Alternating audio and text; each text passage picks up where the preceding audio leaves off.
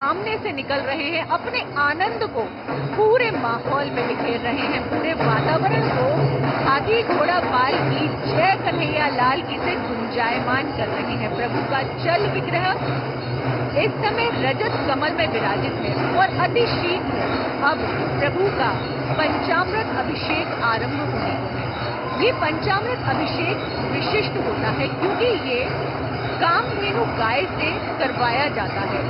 जैसा कि हम अभी देख पा रहे थे, कामधेनु एक ऐसी गाय जिसमें 33 कोटि देवी देवता उकेरे गए हैं और ये प्रभु का जल विग्रह अति शीघ्र अब पंचामृत से स्नान के लिए सज्ज हो रहा है।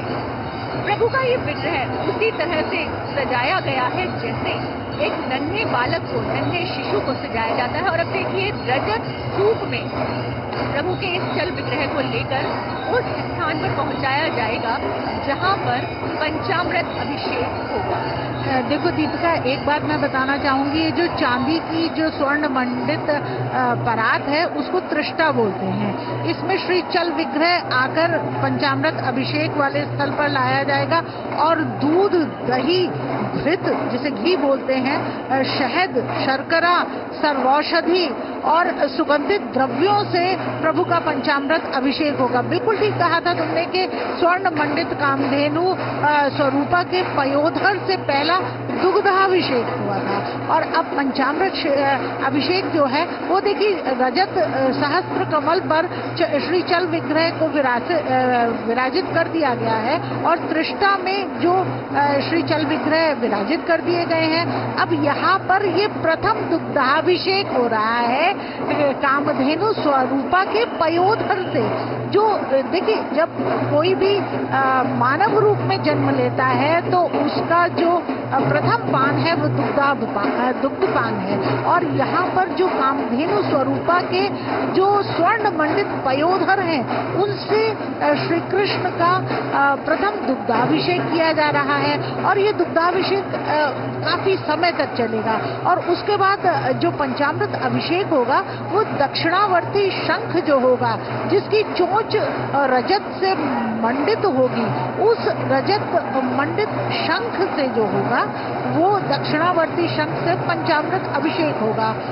कितने ही लीटर दुग्ध, कितने ही किलो दही, शर्करा, घृत, शहद और सर्वौषधि उसमें मिलाई जाएंगी, केसर युक्त द्रव्य होंगे, सुगंधित द्रव्य होंगे और उस पंचामृत को ऐसे ही नहीं रखा जाएगा, वो पंचामृत सभी श्रद्धालुओं में बांटा भी जाएगा।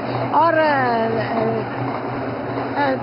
मैं चाहूंगी दीपिका, तुम कुछ कहना चाह रही थी, अभी बोलना चाह रही थी। जी बिल्कुल श्रुति जी, मैं बताना चाह रही थी कि ये जो पंचामृत है इसका भी अपना एक विशेष महत्व होता है। जैसा कि इसके नाम से ही समझ आता है, पंचघन अमृत, यानी कि 5 तरह के द्रव्यों से बना हुआ अमृत। और ये जो 5 द्रव्य है ये भी अत्यंत लाभकारी है।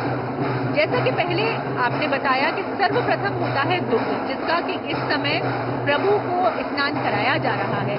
दुग्ध जो है वो हमारे शरीर को पोषण देता है और शुद्धता का प्रतीक है। तत्पश्चात दही से अभिषेक किया जाता है, दही समृद्धि का प्रतीक होता है। उसके पश्चात आता है शहद, जो कि एकता का प्रतीक है। तत्पश्चात चीनी, जो कि हमारे जीवन में मिठास घोलती है और आनंद का प्रतीक होती है। और फिर है घी, जो कि शरीर को बलिष्ठ बनाता है। तत्पश्चात सर्वौषधि और तुलसी, जैसा कि हम जानते ही हैं कि सनातन धर्म में प्रभु को यदि भोग भी लगाया जाता है तो वो बिना तुलसी के नहीं लगाया जाता और वो अपने आप में इतनी सक्षम है कि मृत्यु को छोड़कर अन्य हजारों प्रकार के रोगों को तुलसी हर लेती है। ऐसा दिव्य पंचामृत